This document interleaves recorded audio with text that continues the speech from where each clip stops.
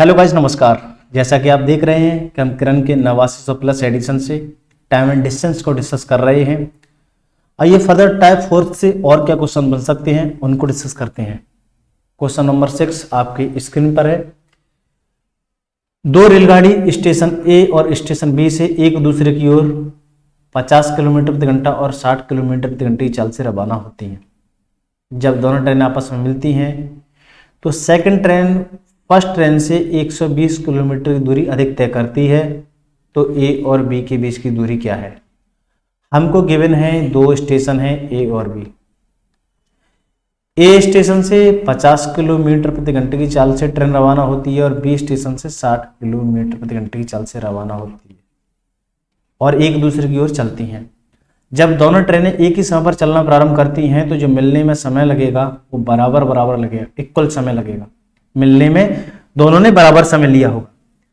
Generally हमारे पास 3 term होते हैं, स्पीड, डिस्टेंस, टाइम, जिसमें से अगर टाइम इक्वल है, दोनों के द्वारा लिया गया समय यदि इक्वल है, तो रिमेन जो 2 टर्म होते हैं वो आपस में डायरेक्टली का रिलेशन बनाते हैं। Speed directly proportional to distance होगा या distance directly proportional to speed होगा। Got that? ये रिलेशन बनता है।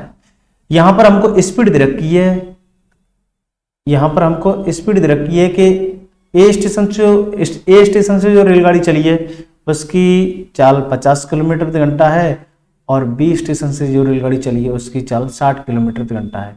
अगर इनका हम रेशियो बनाएं तो 50-60 लीस्ट रेशियो देखने को मिलेगा 5:6। जब टाइम इक्वल है तो डिस्टेंस का भी रेशियो यही होगा, DA/DB 5:6। यहां पर हम देख रहे हैं कि सेकंड ट्रेन ने फर्स्ट ट्रेन से 1 यूनिट ज्यादा दूरी तय की है और रियलिटी में कितनी दूरी तय की है? 120 किलोमीटर अधिक दूरी तय की है। 1 यूनिट बराबर 120 किलोमीटर है तो इन दोनों के द्वारा 11 यूनिट दूरी तय की गई होगी। इधर से बी ट्रेन 6 यूनिट दूरी तय करके आई होगी तो इधर से ए ट्रेन 5 यूनिट दूरी तय करके आई होगी। और दैट तो इक्वल टोटल डिस्टेंस कितनी होगी? 5, 6, 11 होगी। तो 11 यूनिट बराबर कितना?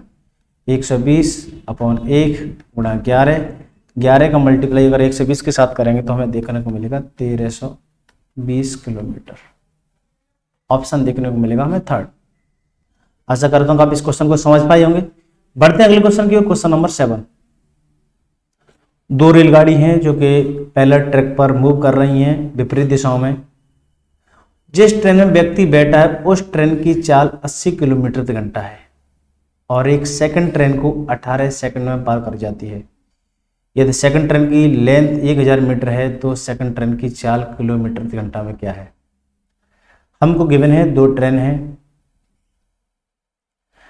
जिस ट्रेन में व्यक्ति बैठा है उस ट्रेन की चाल दे रखी 80 किलोमीटर प्रति घंटा और ये जो व्यक्ति बैठा है जिस ट्रेन में वो ट्रेन सेकंड ट्रेन को 18 सेकंड में पार कर जाती है और सेकंड ट्रेन की लेंथ दे रखी है हमको 1000 मीटर। जब भी ट्रेन किसी व्यक्ति को बैठाए हुए होगी तो उस ट्रेन की लेंथ को कभी हम इंक्लूड नहीं करेंगे, केवल उस ट्रेन की लेंथ को लेंगे जिस ट्रेन में व्यक्ति नहीं बैठा है। Got that? लेकिन रिलेटिव स्पीड जब लागू होगी तो दोनों ट्रेनों की लेंगे।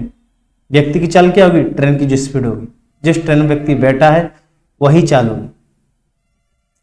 तो यहां पर हम अप्लाई करेंगे जब रिलेटिव स्पीड के कॉन्सेप्ट को, तो मैं लेट एज्यूम कर लेता हूं कि सेकंड ट्रेन की जो चाल है वो x किलोमीटर प्रति घंटा है। विपरीत दिशा में चालें जुड़ी जाती हैं तो x 80 + x = केवल डिस्टेंस क्या होगी? ओनली उस ट्रेन की लेंथ ऑफ ट्रेन होगी जिस ट्रेन में व्यक्ति नहीं बैठा है तो 1000 अपॉन टाइम कितना? 18 सेकंड। लेकिन इधर हम देख रहे हैं कि इधर हमने स्पीड रखी है किलोमीटर प्रति घंटे में और राइट हैंड साइड में स्पीड रखी है हमने मीटर पर सेकंड में। ऐसा नहीं हो सकता है, दोनों साइड को इक्वल करना होगा। तो इसको हम मीटर को किलोमीटर में चेंज करते हैं, 1000 का डिवाइड देके, और इधर हम 60 × 60 3600 का डिवाइड देके इसे हम आवर में चेंज करते हैं। कंडीशन को फुलफिल करने के लिए हमने ऐसा किया। फाइनली हम देखेंगे 80 + के x 1000 से 1000 कंप्लीटली कैंसिल आउट हो जाएगा। फाइनली हमको देखने को मिलेगा 18/3600 3600 कहाँ पहुंचेगा, ऊपर पहुंचेगा नंबर। 80 प्लस के x इजकल टू 3600 अपॉन 18 से 36 2 टाइम्स कटेगा, फाइनली 200 बार कटेगा। x इजकल टू हमें जो देखने को मिलेगा 200 में से अगर 80 सब्ट्रैक्ट करेंगे तो 120 किलोमीटर प्रति घंटा चाल देखने को मिलेगी। यही हमने सेकंड ट्रेन की स्पीड मानी थी। ऑप्शन देखने को मिलेगा हमें सेकंड। चलिए बढ़ते हैं आगे। Question number 8। दो ट्रेन हैं जिनकी लंबाई दे रखी है 105 और 105 मीटर और 90 मीटर, जो कि 45 किलोमीटर प्रति घंटा और 72 किलोमीटर प्रति घंटे की चाल से विपरीत दिशाओं में पैरेलल ट्रैक पर मूव कर रही हैं।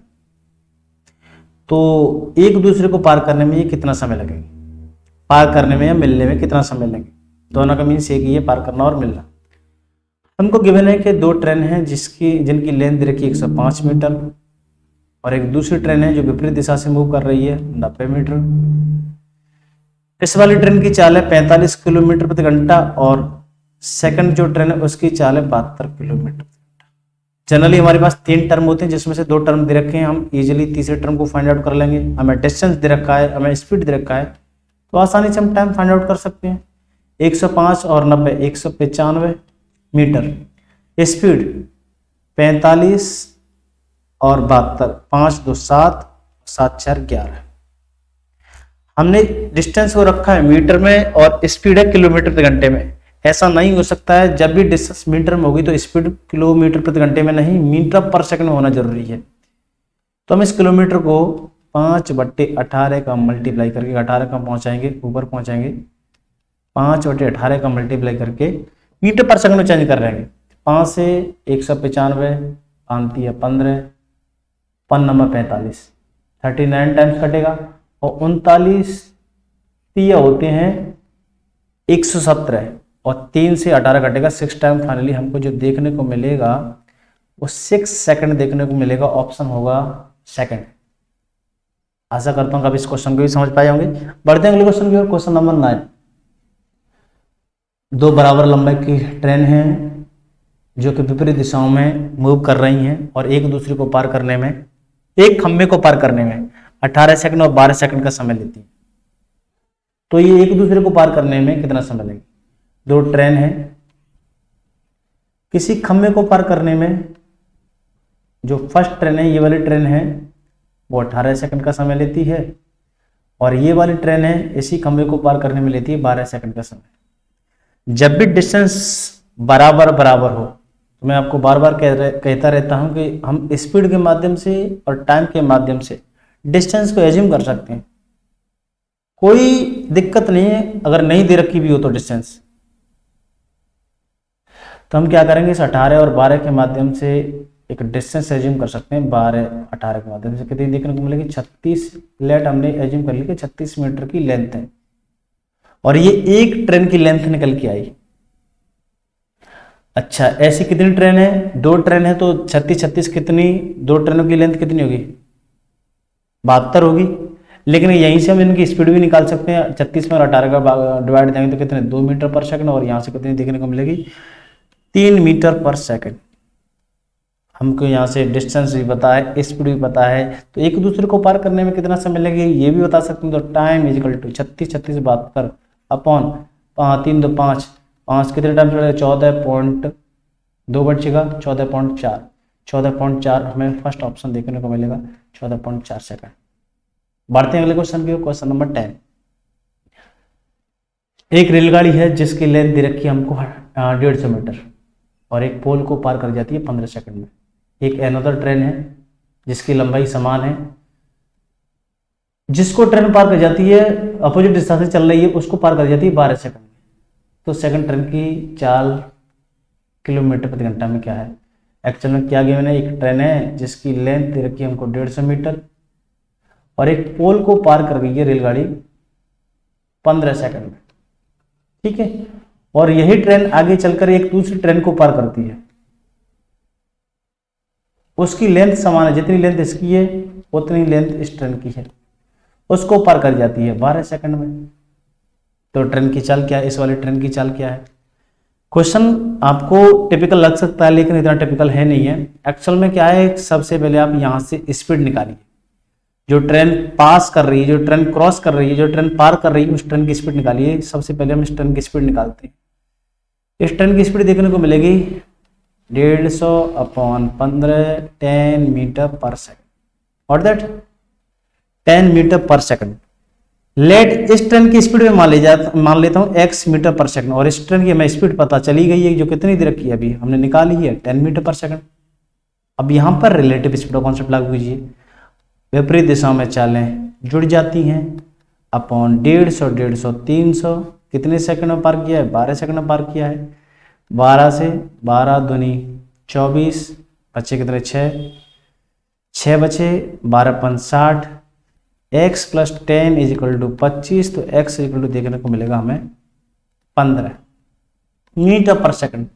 लेकिन हमें आंसर किसमें चाहिए, किलोमीटर प्रति घंटे में। इसको 18/5 से मल्टीप्लाई करके किलोमीटर प्रति घंटे में चेंज कर ले। 5 से 15 3 टाइम्स 18 × 14 54 किलोमीटर प्रति घंटा आंसर देखने को मिलेगा। ऑप्शन होगा 4th। आशा करता हूं कि आपको सभी क्वेश्चन अच्छे तरीके से समझ आए होंगे। नेक्स्ट मिलते हैं अगले लेक्चर में, जब तक के लिए बाय बाय, टेक केयर, धन्यवाद।